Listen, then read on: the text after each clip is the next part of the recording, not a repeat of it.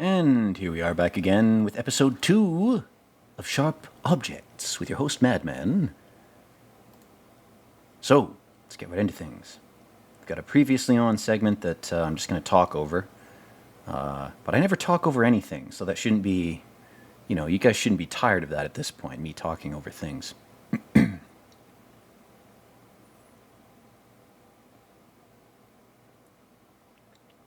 gotta say, I really like the parents' house. As creepy as those characters are, they seem to have a nice house.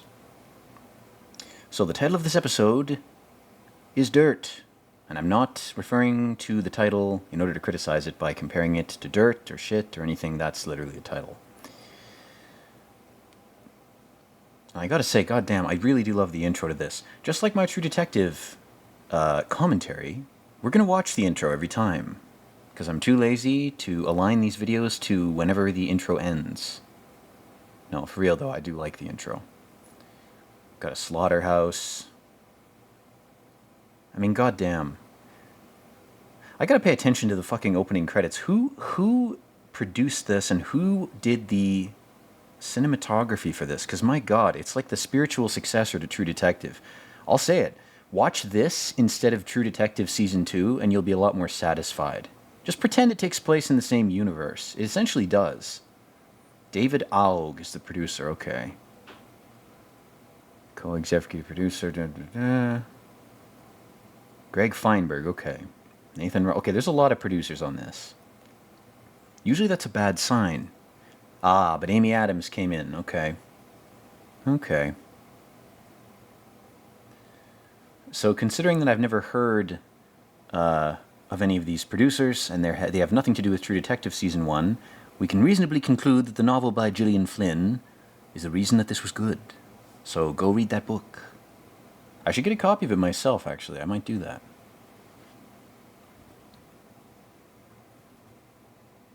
My god, just the way they do these quiet, rapid cuts. Oh, god. Fucking hell, man. Again, if you think this is corny, remember that we're dealing with an alcoholic. Our main character is an alcoholic. When you wake up and you're going through withdrawal, you see shit. You have these brief little daydreams because your sleep cycle is being interrupted by booze. And you start to experience dreamlike flashes when you're awake because you're not dreaming. Your REM sleep is not happening reliably. So you start to hallucinate shit. So Amy Adams' character in this is like courting psychosis, which you can get from booze. If you drink enough, you can go psychotic. It's no joke.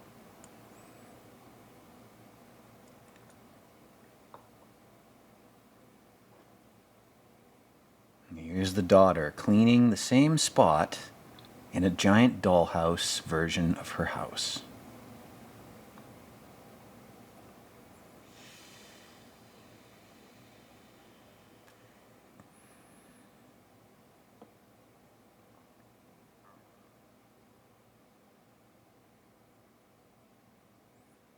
This guy's so suspicious. He's trying to find the killer, but he's new to town.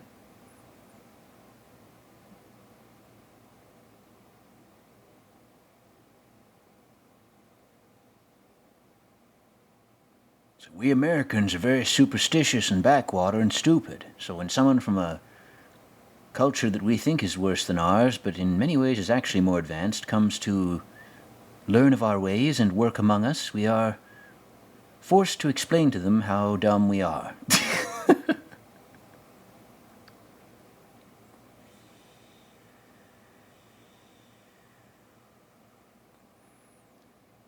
If you anthropologize any culture, they all behave the same. Carl Jung and Joseph Campbell figured that out about 70 years ago, and we've been trying desperately to bury their truths for 70 years. Hopefully it's going to continue falling apart, that act of burying. Because every culture has its ties to the same emotions, the same psychological phenomena. That's the one thing that I think really is difficult to subjectivize, because it shows up everywhere. It just shows up dressed up in different symbols, different images, different traditions, different clothing. But if you really boil it down, it's not rocket science to figure out that it's the same human brain producing the same emotions, the same psychological reactions. It's more universal than physics.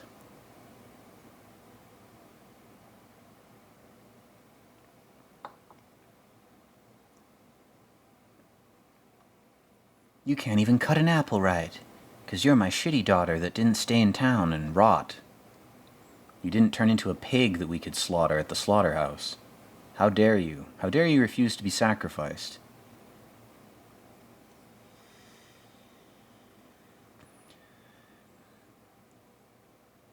How humiliating for us that you didn't choose to die for us, for nothing.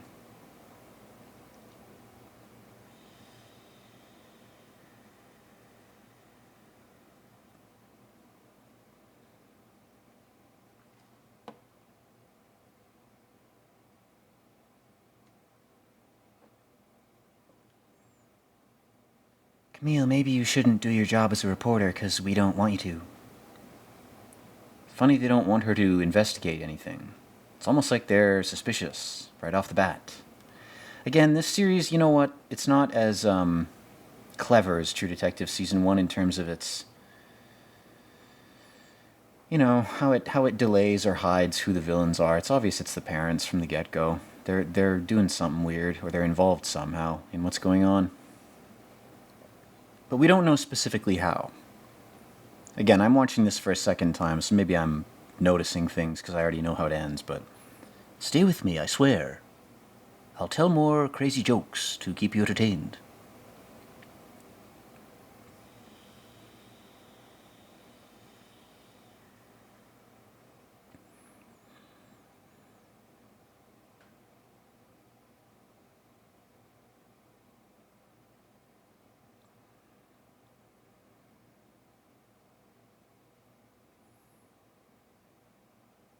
Is he doing a double Windsor knot? Ooh.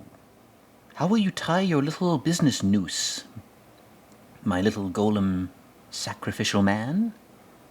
Just take your tie off and drink your coffee. Your Indian friend is trying to show you how to tie a tie right.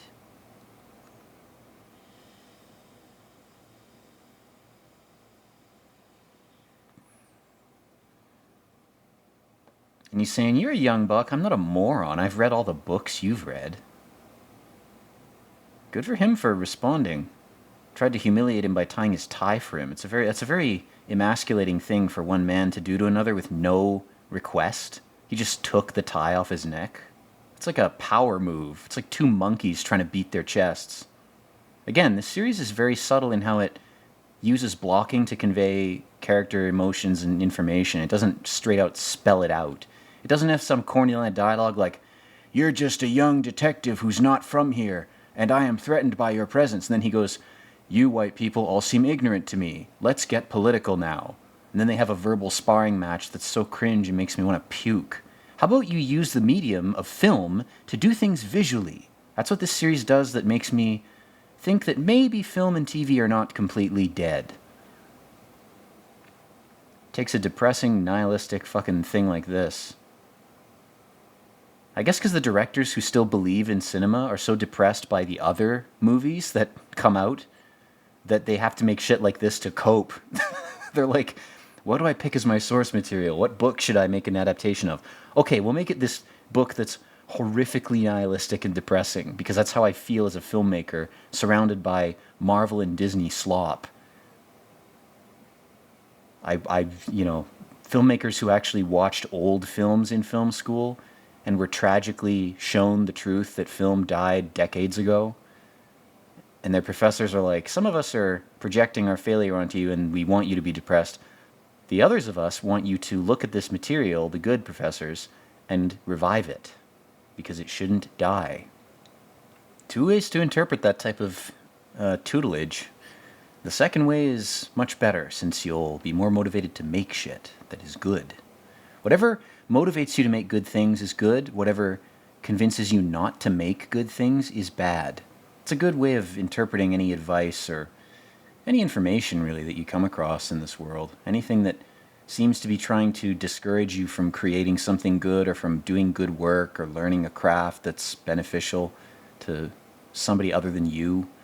Any force that's trying to discourage you from doing that, you can basically write it off as evil, you know? You don't have to get obsessed with it and try to fight it. Just ignore it. You fight it by ignoring it. It's not like a elementary school bully where you have to kick him in the shins. If you're being assailed by demoralizing propaganda in any form, the actual way to kill it is to ignore it. Just deny it access to you. That's how you do it.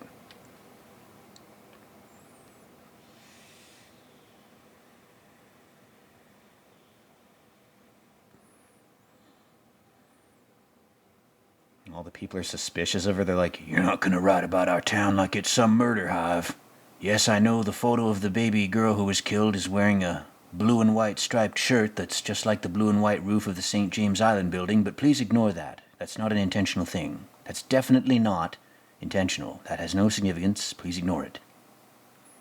Yeah, man, this town is being hostile to Amy Adams. My God. She's just trying to learn what's going on. Getting kicked in the cunt every 2 seconds for just being here. What an unendurable existence. No wonder she drinks all the time. Everyone's suspicious of her, like she's trying to burn the whole town down. She's just trying to figure out what's going on. It's her job. God.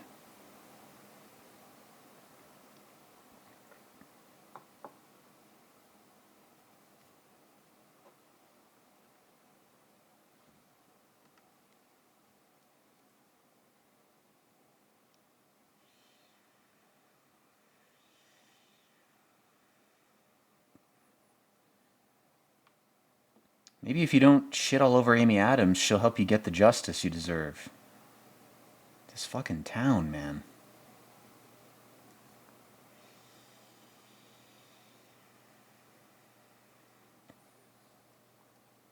Amy Adams is not some psychopath who's just here to make money as a journalist. It's her fucking hometown, for Christ's sake.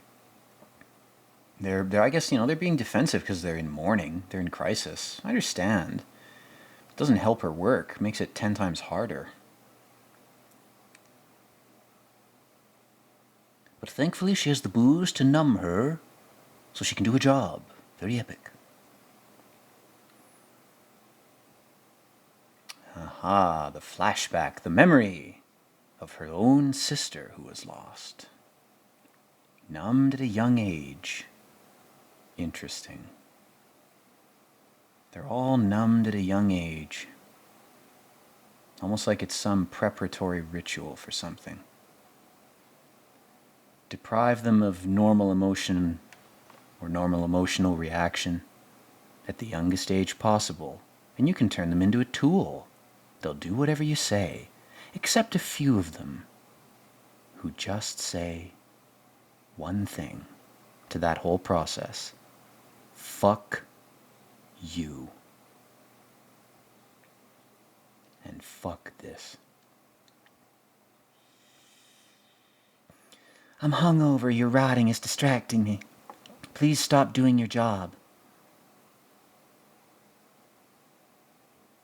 Oh, so she's a writer and she's used her own body as a notepad. But she's hidden that from people. Isn't that interesting? Writing has saved her from a worse fate, but she's ashamed of it.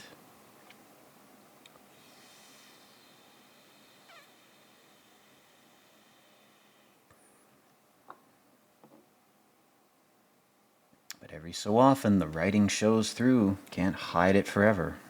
Can't hide it any more than they can hide their crimes.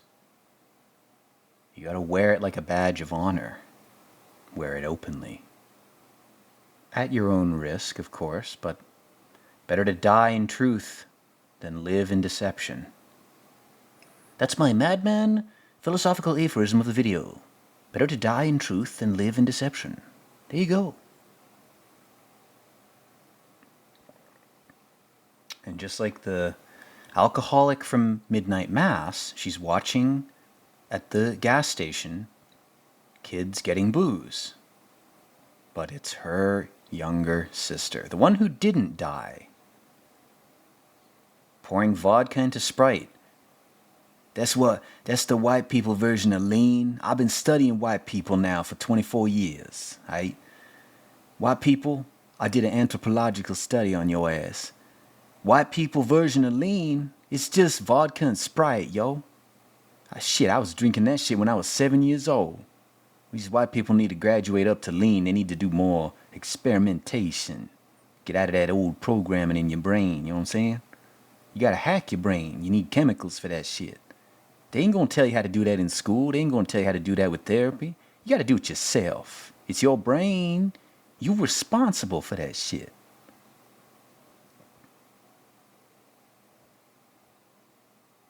I'll be home in time for my curfew and I'll be totally blitzed. And I've practiced how to hide it. Because I have to.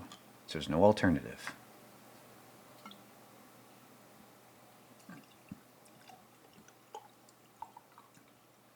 I'm trapped in a slaughterhouse reality where capitalist pigs are killing other capitalist pigs in a literal pig farm. So her surrogate father guy is her publisher, her authorial mentor. And she reaches out to him in times of need, you know, when she's breaking down, and she's honest with him. She's very open. He's the only person she feels the need to be honest with because her parents are soulless drones. They're totally cooked.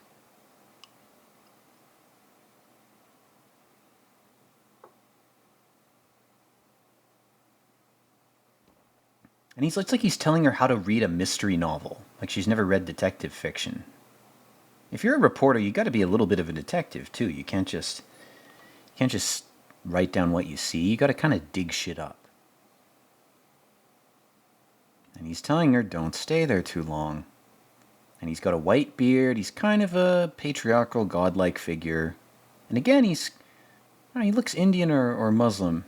Kind of like the new police officer who's come into this old town. A lot about this story reminds me of the famous creepypasta Borrasca, which I think is... It's not... I wouldn't even call it a creepypasta. It's an excellent short story about the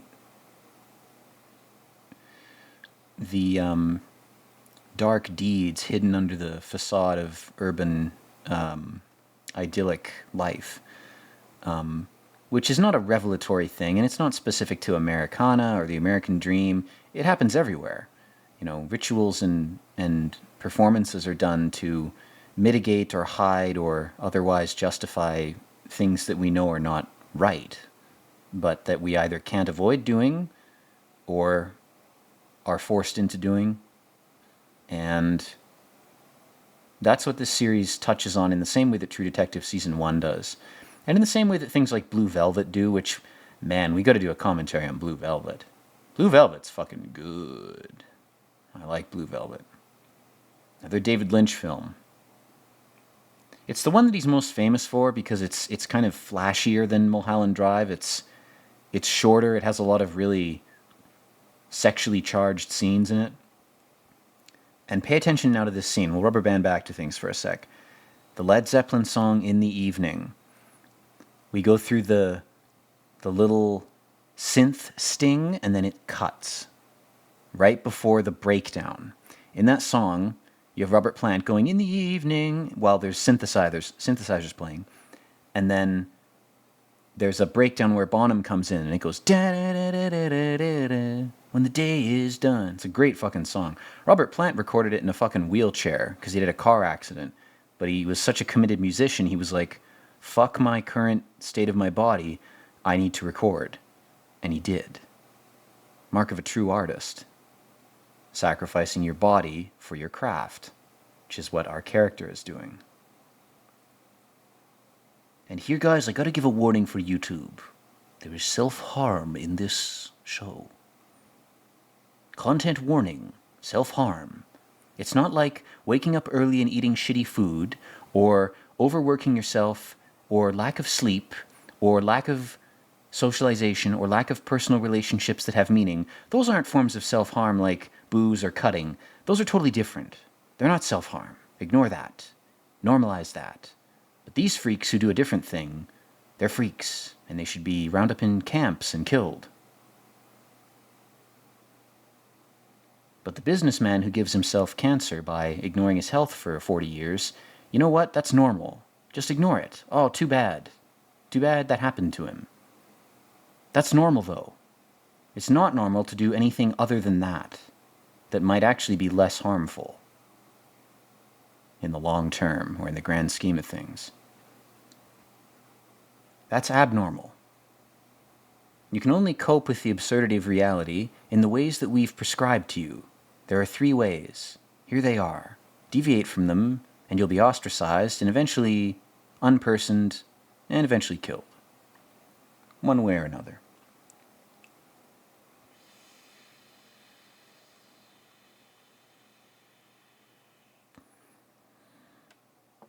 Look at all the booze on that table. My God, man. It's like the alcoholic's mecca. If he could kill a pig, he could kill a person, huh? That's me reviewing this series. This guy's like, I figured it out. It's actually the guy who kills the pigs. He's clearly the killer. He's the guy who reads mystery novels for the first time and goes, I figured it out. And it's like the first red herring. He's like, oh, that's the guy. These novels are dumb. Then there's like 5 more red herrings he has to go through before the real killer's revealed.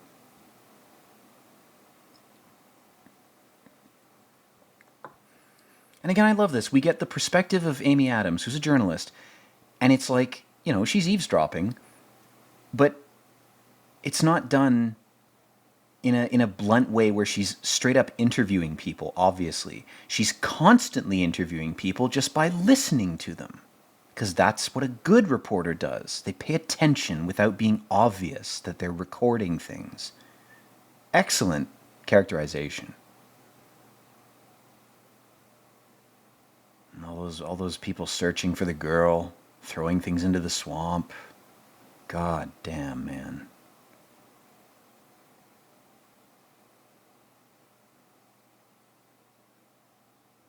They're like, you want to be a little southern hoe like all of us, don't you? And if you don't, we're going to passive-aggressively make fun of you for not being one of us. Ha ha, we're so happy. God, I hate women so much. In this show, not in real life. In Minecraft, I hate them too. In real life, they're beautiful queens who we should worship like Lilith and sacrifice children to. But in these shows, you know what? They're flawed characters. That's what makes these shows interesting. And Amy Adams, to her credit, she's like, I know all the cunty, passive-aggressive shit you're doing to me. None of that matters to me. What matters to me is doing my fucking job. She's an actual professional in this. Again, this is the spiritual successor to True Detective Season 1. In Season 2, the characters are so incompetent, and there's too many of them. There's too many characters. That you lose the ability to develop them in the way that this series does. The series does an 8-episode miniseries perfectly because it has only a few characters and it develops them mostly visually. It doesn't actually have that much dialogue. Velcro Guy's character from Season 2 of True Detective, he's so fucking incompetent it's hard to sympathize with him. Amy Adams, she's a functional alcoholic. She's an alcoholic, but she gets her job done. That's all that matters, really. To her and to everybody else.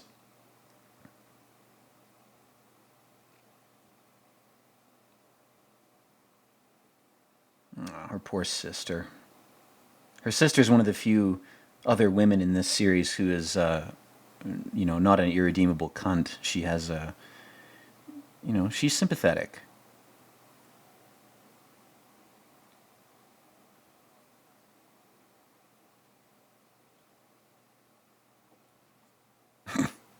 You have a brain, but I don't.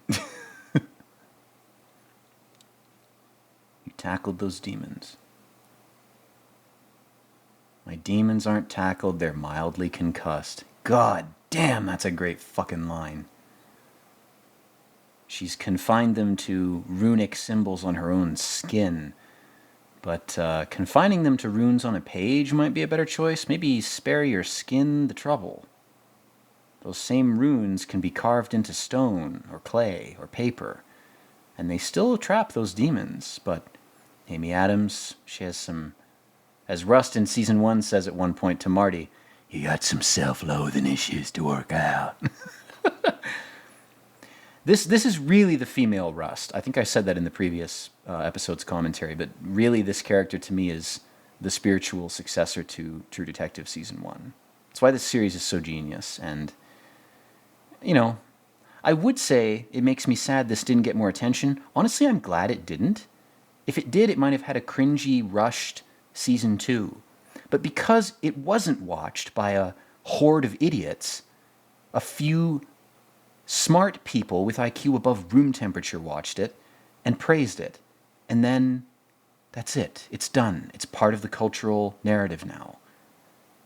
And it's preserved. I hope they never make a sequel to this. If they do, it'll probably suck ass. Again, if you've watched True Detective season 1, you want to watch something similar, this is the closest thing that I've watched. And she lets the spider go, the feminine weaver, Anansi. She's sympathetic. She says, you go weave your little weavings, because the daughter who was taking care of you is dead. I like her. A spider's not an evil creature. It's creepy, sure, but to a spider, we're probably creepier than we can ever imagine. It's just another form of life. It's not inherently good or evil. Same with snakes. There's nothing wrong with non-poisonous snakes. They're just doing what they're designed to do. God made them to eat rats. You want the rats to take over? Whew. I'd rather have snakes wandering around than have rats taking over.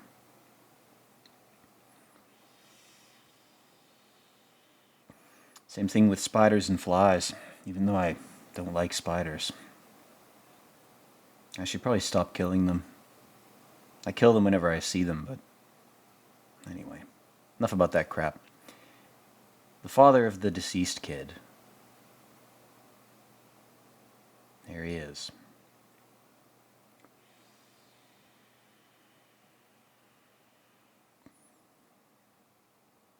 And again, there's clues being dropped in the dialogue throughout this.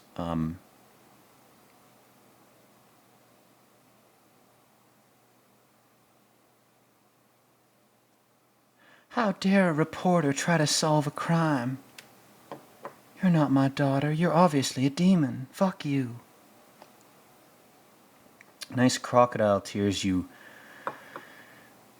cobweb-cunted witch. Even I can see through this shit. I feel like men are totally hypnotized by female sorcery until they reach about the age of 33. After 33, you can look at a woman and go, oh, I get it. I know what you're trying to do to me. It's not going to work. Now what do you have? Are you actually a competent human being? Are you an individual who I'd want to spend my life with? Or are you not? If not, don't waste my time. If you're a guy and you're not in your early to mid-30s, don't marry anyone. Wait till you're 33 or 35. Because there's something that happens in the male brain where, I don't know, your testosterone goes down enough that you're like, oh, I'm not hypnotized by my impulse to fuck everything that moves. Which is another reference to Blue Velvet. It's a great line in that movie where one of the characters goes, I'll fuck anything that moves. Which is childish.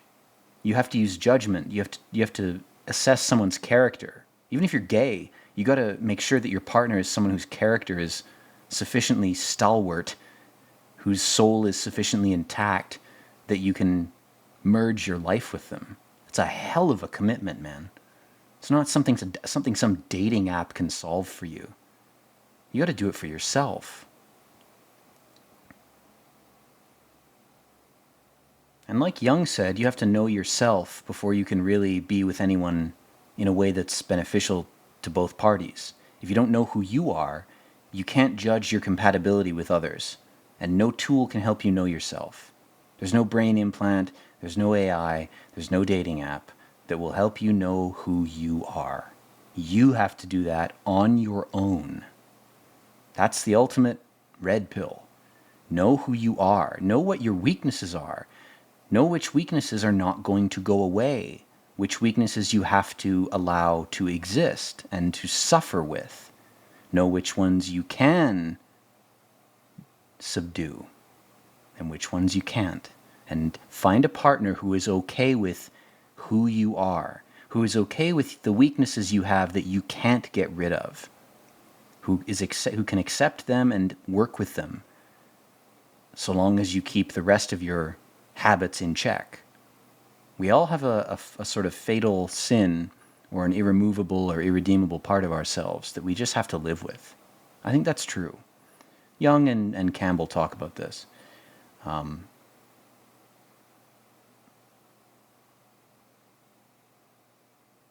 I love this scene with the parents, man. It really humanizes them.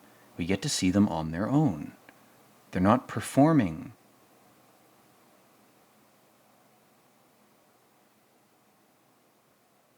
You know, her husband, he's doing his best to support her. He loves this woman, despite her flaws. And I'm not sure how much he knows about her, but he's trying to help her. He's using music. He's a vinyl fag. He's got a whole vinyl collection. Trying to calm her down.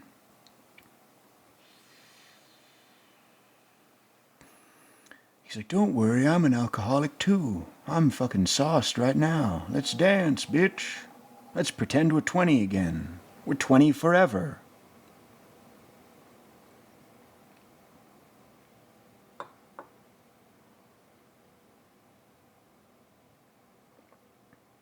He's like, she's got to go have a woman cry. I'm old enough to just let her go.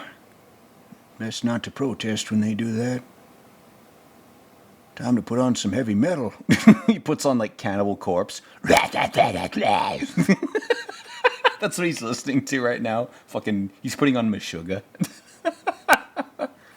That's based. No, he's still listening to the same shit. He's hypnotizing himself to avoid confronting reality. I'll look up into my extremely dated rose glass fan from 1978. Because we're never going to sell this house, we have no reason to update the decor.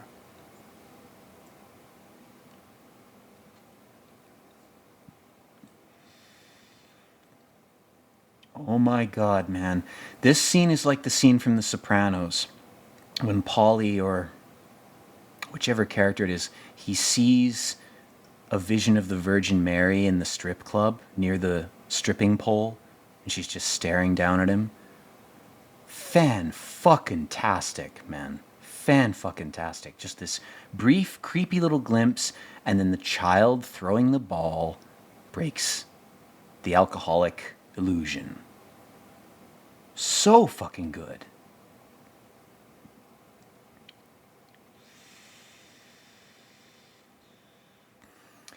And then we have our character whose ethnicity or race comes into play only because there's symbology here that I want to talk about. He's either Indian or he's Middle Eastern. I feel like the series talks about it at some point, but it's not a central part of the narrative, as it shouldn't be. But either way, this dude's got to interact with a dead pig head. He's in a town where they kill pigs. In the West, we kill pigs and we eat them. Maybe we're killing humans and eating them, and there's some brain rape system in place that's making that practice into an illusion. I wouldn't know about that. I wouldn't know anything about it. But maybe that's the case. To somebody from a culture where pigs are considered abhorrent, that might as well be the case. If someone from another culture sailed in here and saw what we do to the animals we kill industrially, it's pretty creepy, whether they're pigs, cows, or chickens. I mean, I love a good steak. I can't deny it. But the point is, he's got to have this grisly interaction with the pig head to solve the crime. And again, this scene is a lot like True Detective Season 1, where this detective is forced to interact with these forgotten, lost souls in this low-income, degenerate kind of area to figure out the mystery that she's trying to solve. She has to speak with the untouchables. Like Christ, she has to talk with the prostitutes and the whores and the hookers and everybody else. Because those people are bearing the burden of suffering. Whether they deserve it or not, maybe they deserve it.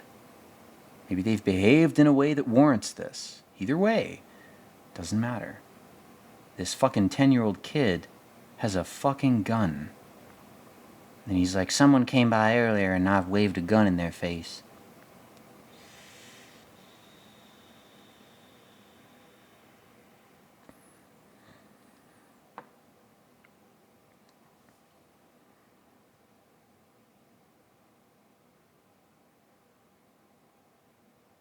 She says, what do you care? What do you higher-ups give a shit about us? Why should we care about ourselves if you don't even care about us? Valid fucking question. You discarded us, why should we care about you? You want what you didn't give us? How's that fair? If life isn't fair, can't you at least be fair? My God, she looks like a fucking ghoul from Fallout. She's on Fent for sure, guys. That medical bag she's carrying around, it's got a fentanyl solution in it. She's on a constant fentanyl drip. She's on propofol like Michael Jackson. She's like, I need this shit to sleep, fuck off. Fuck, this series is such a nightmare. This is so much darker than True Detective Season 1. I mean, it opens with scenes like this that are so fucked. Especially if this is the second time you've watched this. This is the second time I've watched this. My God, man, this is heavy shit. It's good.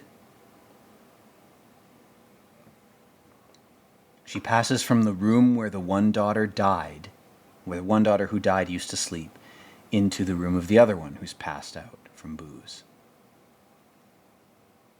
This house is like fucking Cruella de Vil's mansion or some shit. It's like the queen from Snow White.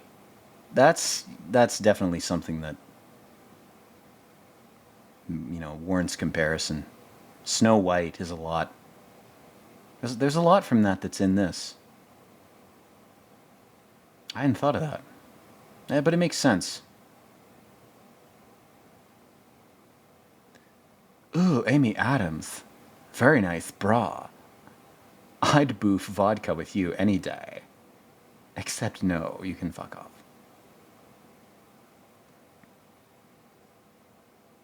She's got the tribal scarring.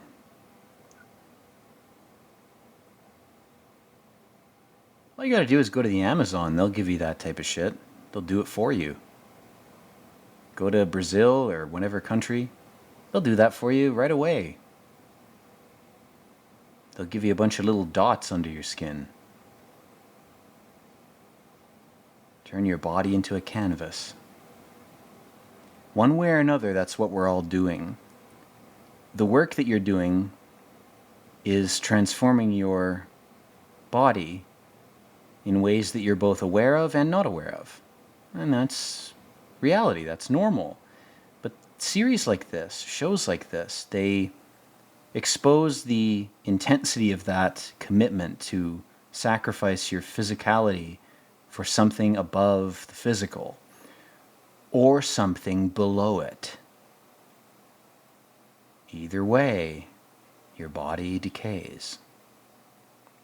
She's remembering her little alcohol hallucination. Fuck, man. That's some heavy shit.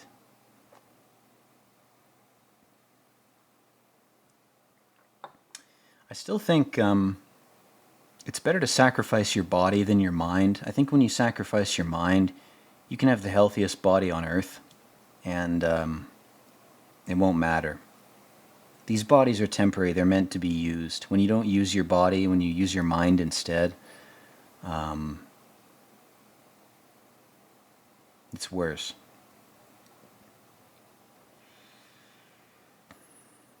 So this woman's basically a hoarder, and she's picking up missing posters for this girl who's already dead. And she's like, I'm just gonna hoard them, then I'm gonna go to that McDonald's in the shot here, have 3 Big Macs, and go home, pass out. This old fucker's trying to repair a stop sign. This shit is almost like Mad Max. It's like you're propping up a corpse. I mean, it really is. It's fundamentally depressing.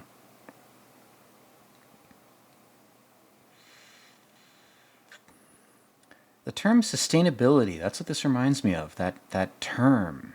I used to think it was some excuse to make people okay with decay, like it was supposed to normalize societal decay. Maybe that's not the case. Maybe we really are trying to be Mad Max. We're trying to grind our society into the ground in order to save it. We're going to kill our society by saving it, and save it by killing it at the same time. But it's not going to look the same afterwards. There's going to be a lot of bent stop signs. Going to be a lot of ruins that we have to redress. A lot of rehab efforts for people and for infrastructure. It's a hell of a task.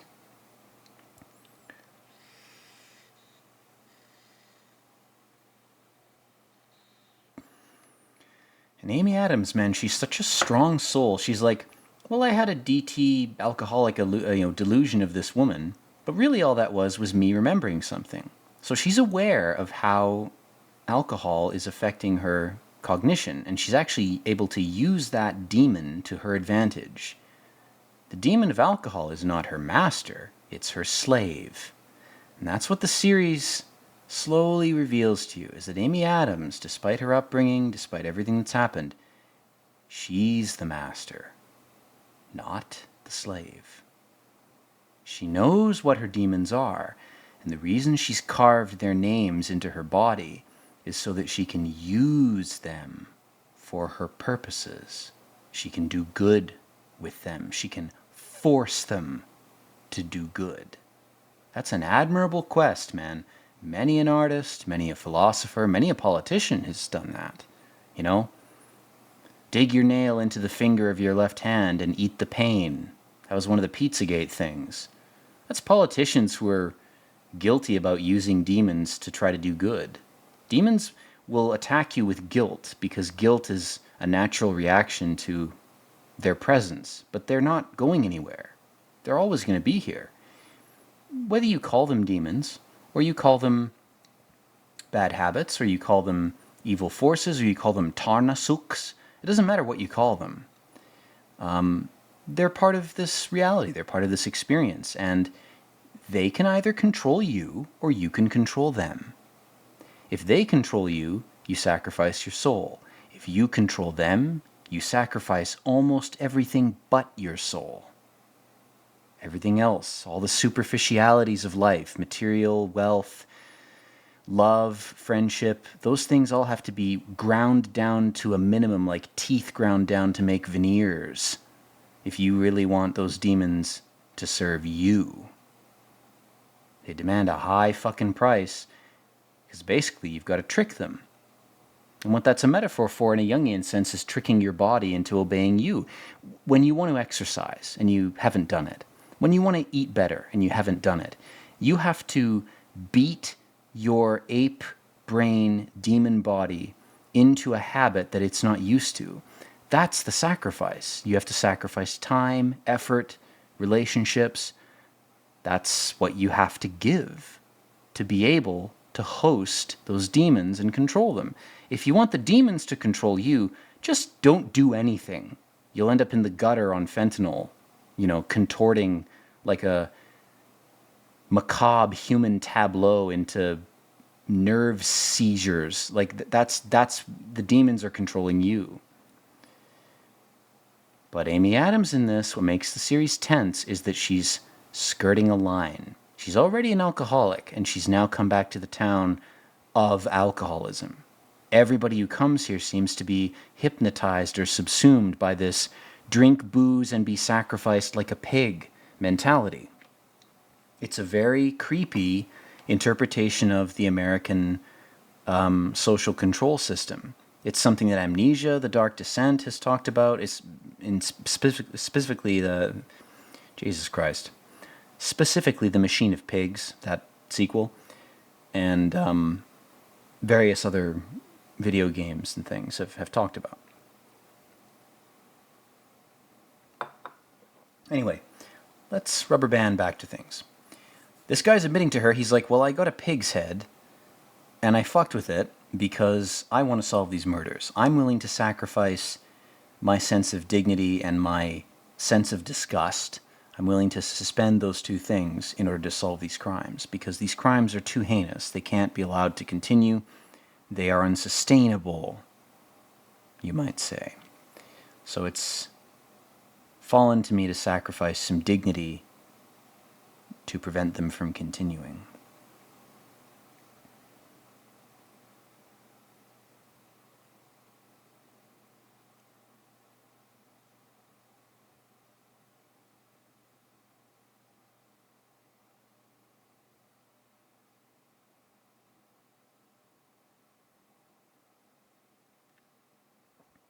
She's like, I don't want to know. I just want to be drunk.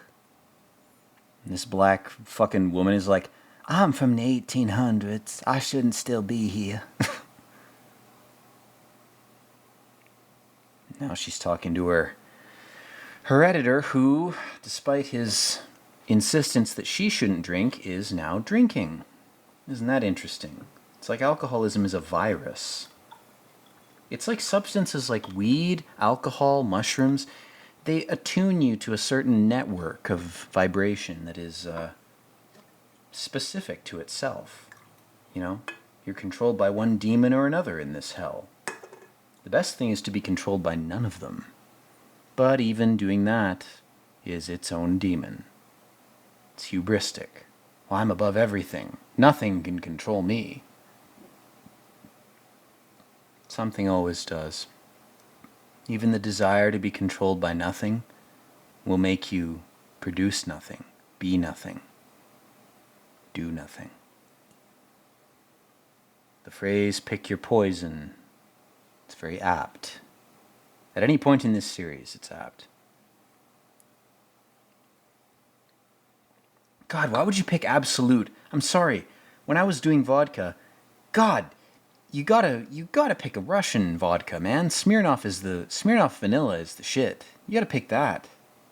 Why would you pick Absolute? God, that's so cringe. If you're gonna poison yourself, use good poison. Don't use the bad shit. Why would you pick Absolute? Ugh. Shit tastes like mosquito repellent. Fucking hell, man. Smirnoff, if you're gonna use vodka. But if you're a Westerner, you should use wine or cognac. That's tailored to your gut biome.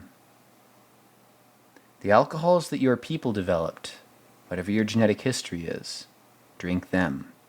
They're tailored to your genetics. Same with food. Genetics is slow to adapt. The food industry is very fast.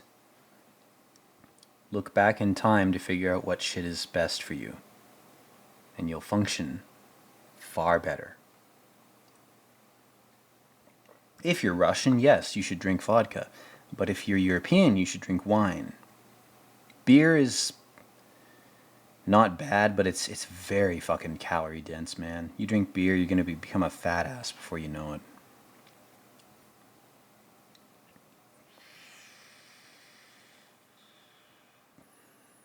Oh, that spider doll in her bed. I didn't even notice that. Fucking hell.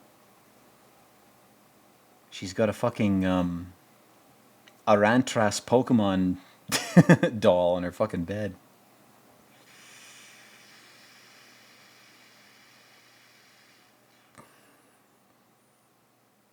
Amy Adams really should have taken up sewing in this. Clothing is close enough to the skin that you don't need to cut. You can just cut the fabric. She's making Viking runes on her leg. Take up fucking sculpting. Do anything.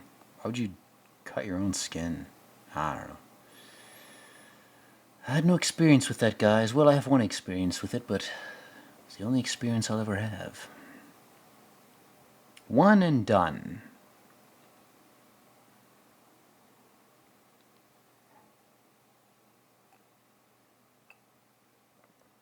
We totally didn't drug her, and it's not a Munchausen by proxy situation. She's just drinking, that's all. Even though we drink, we're gonna condemn you for doing it, and discourage you from experimenting with it with our guidance. Instead, we'll just condemn it rote.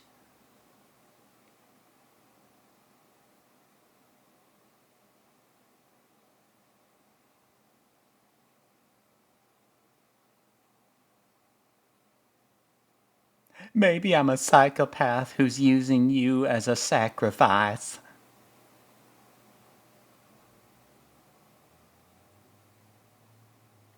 Such a filthy girl, you deserve to be beaten. Ooh, I love beating my own children 'cause they're filthy. Then I can vicariously slough off my own filthy desires on my children. Ooh, I love it. Guys, I think America is the best country in the world. I just want to make that clear. I think that this model of familial interaction is perfect, and I don't think that any criticism of it is valid in any way. I think that most criticisms of this are probably just communist, Russian, China, fascist propaganda. Pick your term. It's all of those things at once, in fact. I think America and the Northwest is perfect. I think that we don't need any criticism, and we don't benefit from it at all. I think everything should just keep going the way it was when the boomers were in control. I think they figured it out. I think they were geniuses. I think they figured everything out, and they made no mistakes. Nobody died. Nothing bad happened. No one was traumatized or psychologically raped. I think that this is just the way things should be, Maybe you have to, puncture your belly with a sewing needle. Whatever. That's fine. That's no different than going to work from 9 to 5. 9 to 5 job, it's the same as puncturing your skin. That's what this show is telling me, guys. Very epic piece of media. Anyway, let's wind down and end the commentary here. Thank you again for watching. I do hope you enjoyed my commentary. And there's going to be more to come. In fact, you know what? I feel enough energy coursing through my veins that I'm going to record another episode after this. So, thanks for watching. I know I don't upload on a regular schedule, but I never will. Fuck that. You don't like that? Don't watch my videos. Thanks for watching, though, guys. Hope you're doing well.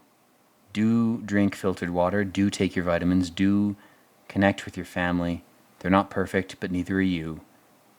Find points of connection with them and focus on that. That's how to survive. Anyway, guys, I really do hope you're doing well. You have my love. And as always, you have my peace out.